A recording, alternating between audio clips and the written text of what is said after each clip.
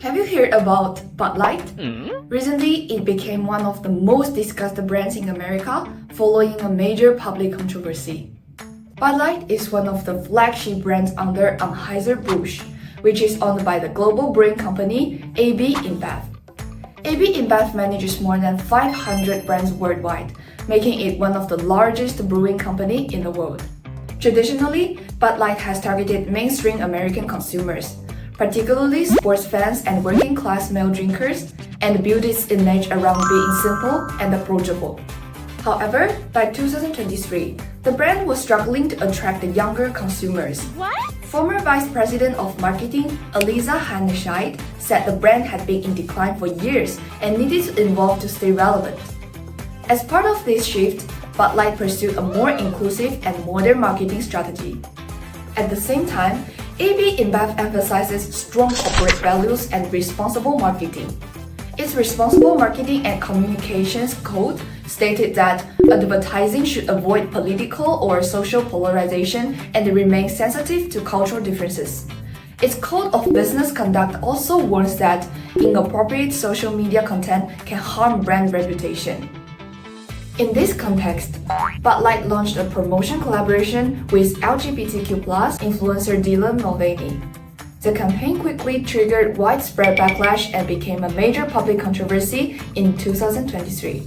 The controversy soon put the company's values under public scrutiny. Overall, Bud Light is not just a beer brand, but part of a global business shaped by branding strategy, consumer targeting, and corporate responsibility frameworks. So that's all for today's video. Hopefully, this gives you a clear understanding of Bud Light and the company behind the controversy. Thanks for watching, and I will see you next time.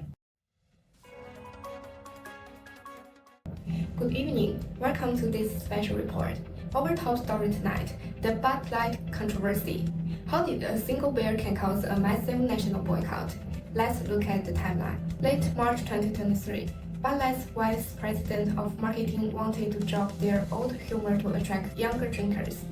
But this shift upset their loyal customers. April 1st, transgender influencer Dylan Mulvaney posted a video with a cartoon Bud Light can. The company sent it as a personal gift, but the public reaction was angry. April 3rd, musician Kid Rock posted a shocking video, shooting Bud Light cans with a gun. This action started a massive national boycott. April 14th, the CEO released a statement, "Our responsibility to America. It was a failure." Conservatives saw no real apology, and LGBTQ+ groups criticized the company. By May, the business damage was clear. Bud Light's sales dropped 23%. It officially lost its title as America's best-selling beer. This case shows how fast a single marketing choice can damage years of brand trust. For now, that is the timeline of the Bud Light crisis. I'm Yi Xiaoxu. Thanks for watching.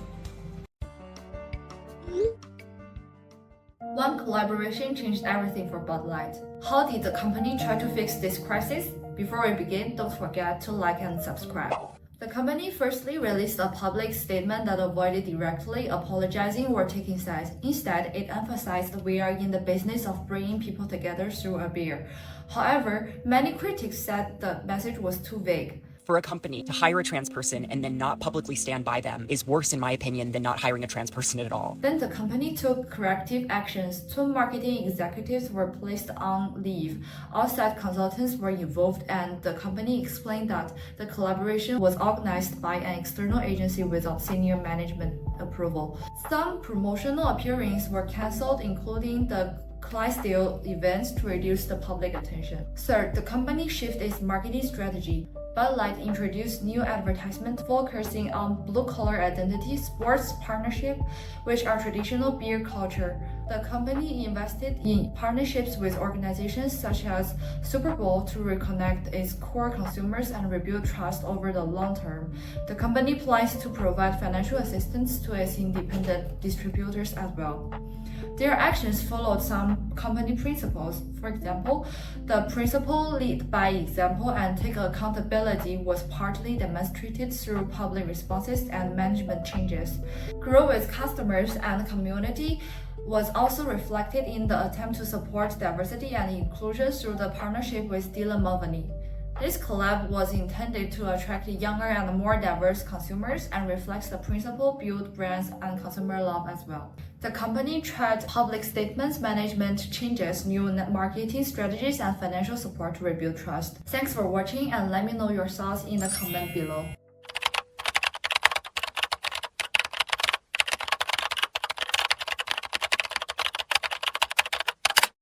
In 2023, Bud Light faced one of the biggest public backlash crises in modern marketing history. What started as a simple brand collaboration quickly turned into a nationwide boycott.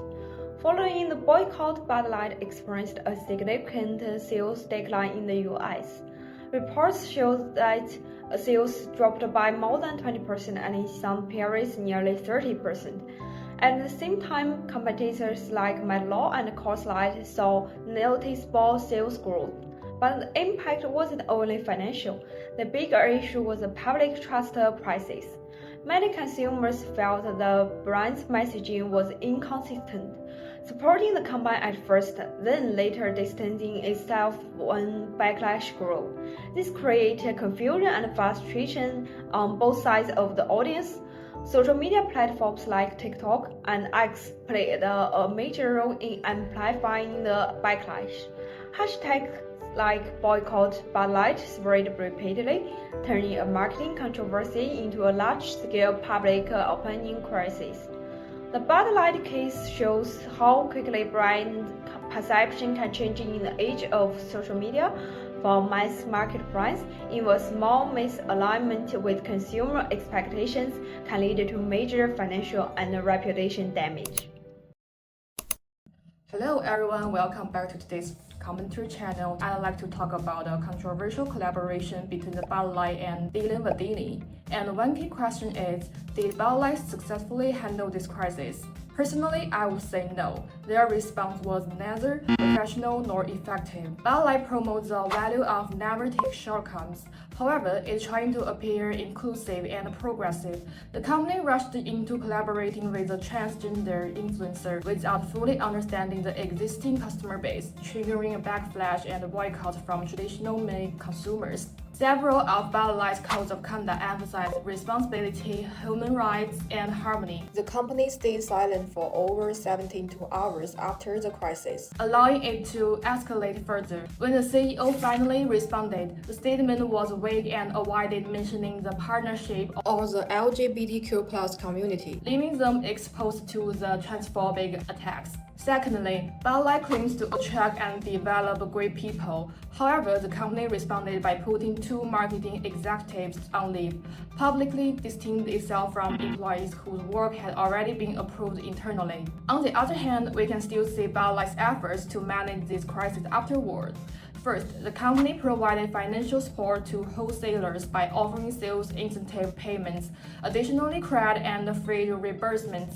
This reflects its value of supporting small and medium-sized business across its value chain. Secondly, Bud Light's Super Bowl advertising clearly showed they tried to reconnect with traditional male consumers and rebuild the brand's original image.